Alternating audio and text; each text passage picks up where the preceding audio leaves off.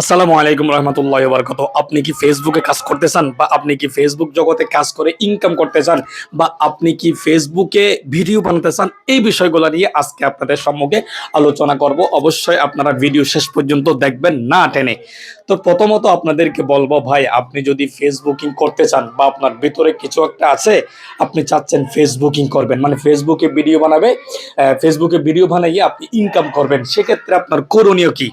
তো সেক্ষেত্রে আপনার যদি এখন প্রত্যেকের হচ্ছে যে ফেসবুক একটা আইডি আছে, আপনি চাইলে ওই আইডিতে কাজ করতে পারেন, কারণ এখন আইডিতে কাজ করলে খুবই তাড়াতাড়ি একটু মানে একটু সফলতার দিকে যাচ্ছে।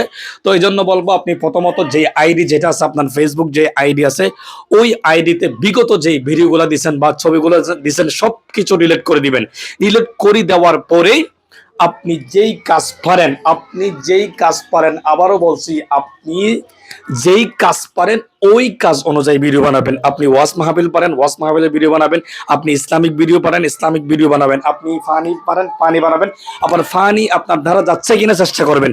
আপনার দ্বারা যদি ফানি যায় তাহলে ফানি ভিডিও বানান, ঠিক আছে? এখন আপনি ফানি ভিডিও বানাচ্ছেন, ফানি ভিডিও বানানোর পর দেখতেছেন আপনার পাশে আরেকজন সেই ইসলামিক ভিডিও বানিয়ে সেই অনেক আগে সাকসেস হয়ে যাচ্ছে।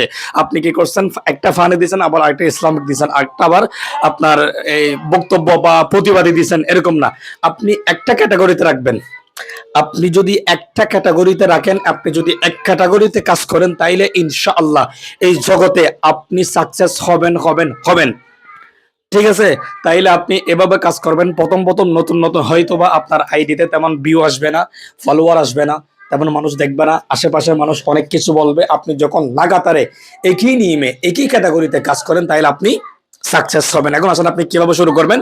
আপনার যেই মোবাইল আছে, মোবাইল ফোন চেষ্টা করবেন সবসময় ভালো একটা মোবাইল ফোন রাখতে, কারণ এখন অ্যাভেলেবল ক্রিয়েটর। সেক্ষেত্রে আপনাকে এখন মাথায় রাখতে হবে, আপনি একটা ভালো ক্যামেরা, মাইক্রোফোন থাকলে আলহামদুলিল্লাহ, মাইক্রোফোন যদি না থাকে তাহলে নিরব জায়গায় ভিডিও করবেন। তো প্রথমত হচ্ছে ক্যামেরা, সবসময় মাথায় রাখবেন ক্যামেরা। আর আপনার যে এখানে যে ওই যে লাইট টাইট, মানে ক্যাপকাট বা বিভিন্ন সফটওয়্যারে গিয়ে এডিটিং করার সময় যেগুলো আলো আছে, এগুলো একদম দিবেন না। আপনার ভিডিও যদি ফ্রেশ থাকে তাইলে এভাবে ছাড়ে দিবেন, কারণ আপনি যদি এই লাইট মাইট এগুলো দেন তাইলে আপনার ভিডিওটা ঝাপসা হয়ে যাবে।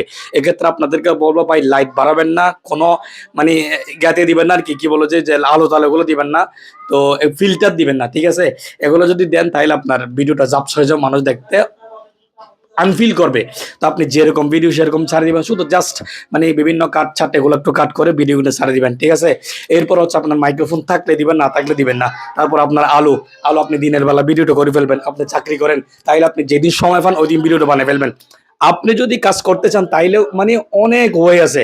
এভাবে যদি আপনি কাজ করেন তাইলে আমি মনে করি আপনি সাকসেস হবেন। হ্যাঁ, পেজে করবেন না আইডিতে করবেন, আপনার এখন বর্তমানে আইডির অনেক ডিমান্ড, আইডিতে ভিডিও অনেক ভিউ হচ্ছে।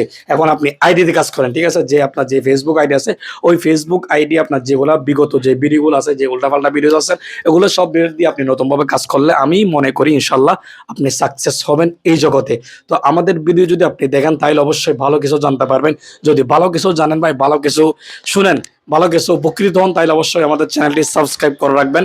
ভালো থাকবেন, সুস্থ থাকবেন। আসসালামু আলাইকুম রহমতুল্লাহ।